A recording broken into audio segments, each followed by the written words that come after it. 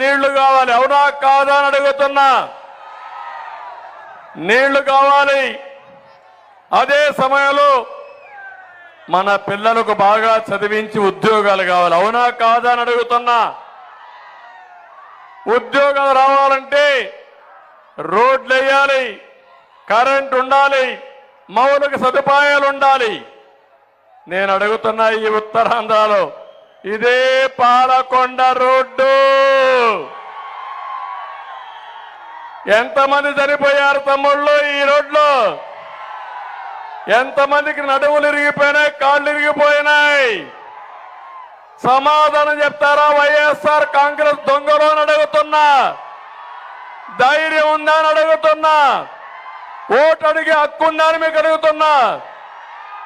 ఒక్క విషయం చెప్తున్నా, సాగునీటి కోసం ఉత్తరాంధ్ర సుజల స్రవంతి తెలుగుదేశం పార్టీ హయాంలో 2000 కోట్లు పెట్టాం.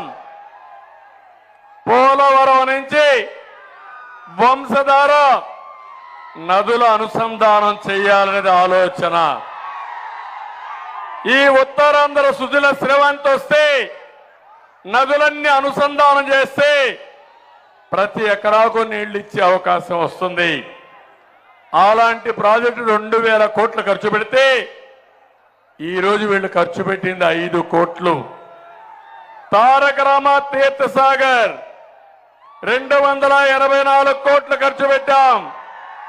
వీళ్ళు ఖర్చు పెట్టింది 5 ఏళ్లలో 76 కోట్లు. మహేంద్ర తనయ ఆఫ్ షోర్ 553 కోట్లు ఖర్చు పెడితే వీళ్ళు పెట్టింది 26 కోట్లు. తోటపల్లి ప్రాజెక్టు 237 కోట్లు ఆ రోజు ఖర్చు పెడితే వీళ్ళు పెట్టింది 61 కోట్లు. గజపతి నగర గజపతి బ్రాంచ్ కెనాల్తో కలిపి వంశధార ఫేజ్ 2 420 కోట్లు ఖర్చు పెట్టాం. ఇంకా పెండింగ్ లో ఉన్నాయి, ఒక్క పైసా ఖర్చు పెట్టలేదు. వంశధార నాగావళి లింక్ 145 కోట్లు ఖర్చు పెట్టాం.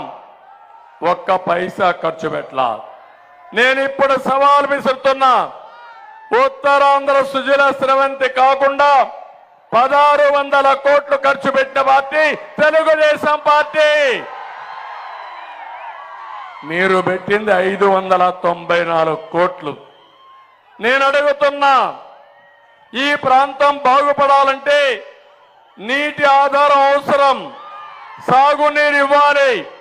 ఇవ్వాలనా లేదా తమ్ముళ్ళు అని మిమ్మల్ని అడుగుతున్నా. ఇవ్వాలనా లేదా ఆడబిడ్డలు మీరు చెప్పమని అడుగుతున్నా. అందుకే ఈయన వంగి మాగదులున్నారు, అడ్వైజర్స్ అనే పేర్లు పెట్టాడు. సాక్షి పేపర్ ఉంది, ఆ పేరే అసాక్షి. తప్పుడు వార్తలు రాస్తూనే ఉంటుంది. కనీసం ఆ పేపర్కి కొన్ని వేల కోట్ల రూపాయలు అడ్వర్టైజ్మెంట్లు ఇచ్చారు. వీళ్ళ యొక్క అడ్వైజర్స్ కి కనీసం 100 కోట్ల రూపాయలు